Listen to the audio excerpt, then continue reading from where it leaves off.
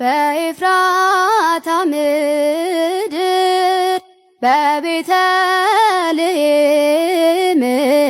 በቤተልሔም ጌታ ተወለደ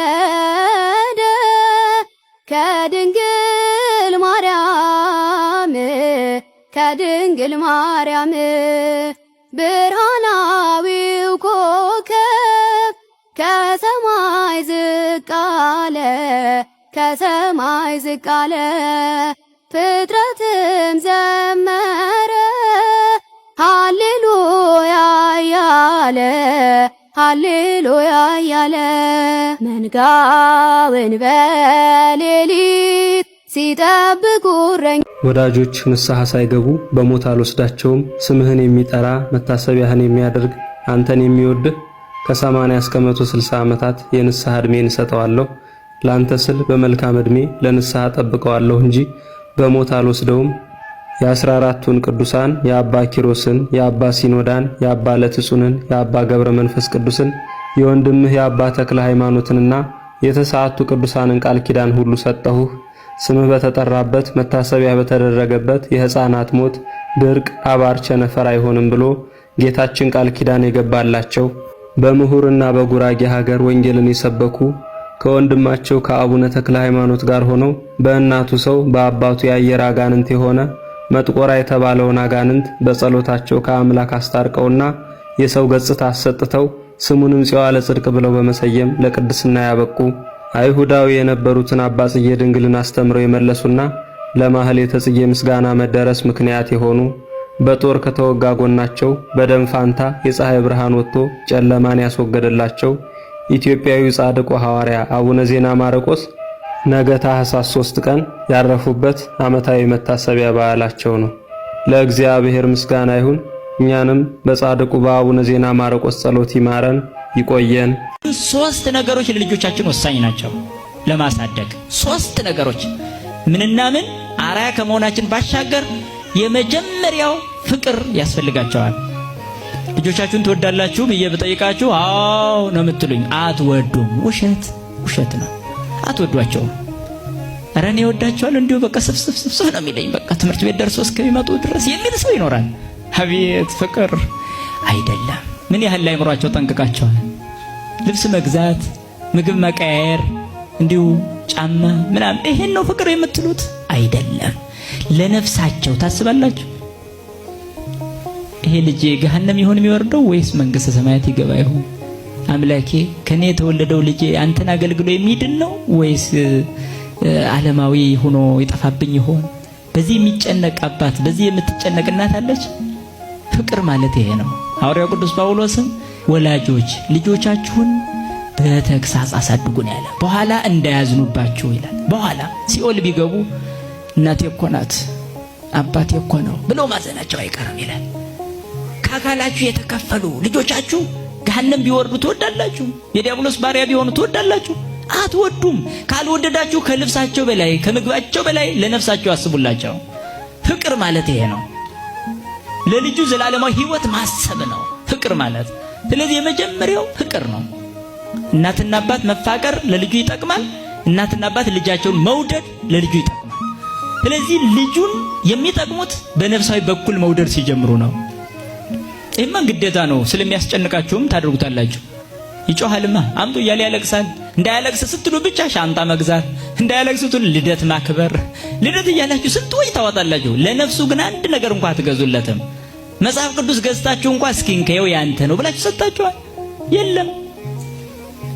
ብዙዎቻችን ከዚህ ነፃ ነን። ስለዚህ በቤተ ክርስቲያናችን ልጅ ማሳደግ የመጀመሪያው ፍቅርን አራያነቱ ባሻገር ፍቅርን ማሳየት ለልጁ። ሁለተኛው ምክር ነው። በጣም ሁሌ ሕፃናት ቢሆኑ እንኳን መምከር። በልጅነታችን የምንሰማው እስከ ትልቅነታችን ያገለግላል። ይገርማቸዋል። በሕፃንነቱ ከእናት ከአባቱ የሰማ ልጅ ጎበዝ ነው የሚሆነው። በኋላ እናቴ እንዲህ ብላኝ ነበር ብትሞቱ እንኳን አይረሳም። ስለዚህ በሕፃንነቱ ጆሮ ላይ ሹክ በሉ። በተለይ እናት ሹክ፣ ልጄ እንዳትደባደብ፣ እንደዚህ እንዳትሆን፣ እንደዚህ። ይሄ ቀላል ምክር ነው። ይሄ ምክር ነው። ሶስተኛው በትር ነው። በትር ያስፈልጋል። ፍቅር ታሳያላችሁ፣ ምክር ትመክራላችሁ፣ ትቆናጠጣላችሁ። ያለ ቁንጥጫ ሕፃን ይስተካከላል ብላችሁ ካሰባችሁ የልጆች መብት የሚለው የአሜሪካ እብደት በእናንተ ውስጥም ገብቷል ማለት ነው። የልጆች መብት ይላሉ። ልጅ አሁን እሳት ቢነካ ዝም ልትሉ ነው? መብቱ ነው ብላችሁ ሮጣችሁ አይደል እንደምትይዙት? ለምን መብቱ አይደለ? ተውት እስኪ ይንካ። ገደል ሊሄድ እየሄደ ዝም ልትሉ ነው? እዚህ አካባቢ ገደል የለም እንጂ ቢላ ይዞ አይኑን ላውጣ ቢል አሁን ዝም ልትሉ ነው? መብቱ ነው ብላችሁ ትይዛላችሁ አይደል? አሁን በነፍሱም እንደዛ ነው። የልጆች መብት ማለት እኮ አንተ ቤተክርስቲያን ስትሄድ አብሮህ እንዳይመጣ መከልከያ እኮ ነው። ለጸሎት ስትቆም አብሮህ እንዳይቆም መከልከያ፣ ስትጾም እንዳይጾም መከልከያ እኮ ነው። ለምን? መብቴ ነው አልጾምም ማለት ይችላል። መብቴ ነው ይበርደኛል ቤተክርስቲያን አልመጣም ማለት ይችላል።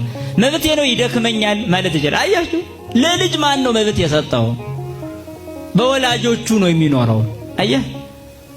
ስለዚህ ምን ያስፈልጋል ማለት ነው?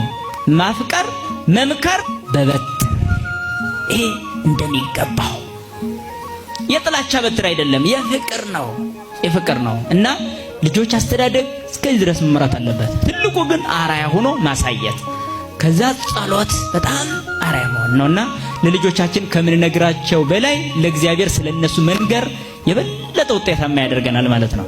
ስለዚህ ስትጸልዩ ስለ ልጆቻችሁ ጸልያላችሁ፣ ክፉ አመላቸውን እንዲተው፣ ይሄ የሚያጨቃጨቃቸው የሚያነጫንጫቸው እንዲለቅ። ስለዚህ በክፉ መንፈስ የተበረዙ ልጆች እንዳናሳድግ መጠንቀቅ። ወንበዴ ማሳደግ፣ ሌባ፣ አጭበርባሪ፣ ቀጣፊ ማሳደግ ለሀገር አውሬ መትከል ነው። ስለዚህ ሀገር የሚመራው በትዳር፣ ቤተክርስቲያን የምትመራው በትዳር ስለሆነ በትዳር ውስጥ ያሉ ልጆቻችንን በፍቅርና በምክር በጸሎት በአርአያነት ማሳደግ ይኖርብናል ማለት ነው።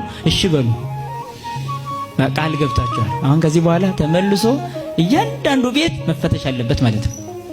እሺ ብለናል። በቃ ነው።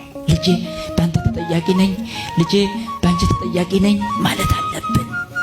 ይሄ ነው። ስለዚህ ኦርቶዶክሳዊ ትዳር እርስ በርስ ባለ ፍቅርና በልጆቻችን ላይ ያለ የምንሰራው ትልቅ ትኩረት ነው ማለት ነው። መምራችን ይጨምር። ኃጢአቱን ለካህን ለመንገር የፈራ ሰው 3 ጊዜ አምላከ አቡነ ስነ ኢየሱስ ሆይ ማረኝ ብሎ ቢማጸነኝ ኃጢአቱን እተውለታለሁ። ስምህን የጠራ መታሰቢያህን ያደረገ ከአንተ ጋራ በመንግሥተ ሰማያት ይኖራል ተብሎ ቃል ኪዳን የተገባላቸው ከመቃብራቸው በሚወጣ የአፈር እምነት መተትና ሥራ እየተደረገበትን ሰው ፈጥነው የሚፈውሱ በመስከረም 19 ቀን መልአከ ሞት ሊወስዳቸው ቢመጣ የወዳጄን የቅዱስ ገብርኤልን ዝክር ሳልዘክር አትወስደኝም በማለት መልአከ ሞትን ገዝተው እስከ ታኅሳስ 19 ቀን ድረስ ካቆዩት በኋላ በታኅሳስ 19 ቀን የቅዱስ ገብርኤልን ዝክር ዘክረው ያረፉ ታላቁ ኢትዮጵያዊ ጻድቅ አቡነ ስነ ኢየሱስ ዛሬ ዓመታዊ የዕረፍት በዓላቸው ነው። ወዳጆቼ ሆይ የዚህ ቪዲዮ ዋና ዓላማው የጻድቁ ቃል ኪዳን ስላለ ችግር የለውም እያልን እንደፈለግን ኃጢአት እንድንሰራና በቃል ኪዳናቸው እንድንዘባበት ሳይሆን ካህናትን የማናገኝበት አጋጣሚ ውስጥ ብንሆን እንድንጠቀምበት በማሰብ ነው። የቅዱሳን ቃል ኪዳን የጉድለታችን መሙያ እንዲሆነን የተሰጠ እንጂ ከንስሐና ከሥጋው ደሙ እንድንርቅ የተሰጠን ስላልሆነ ልንጠነቀቅ ይገባል። ምክንያቱም እግዚአብሔር አይዘበትበትምና።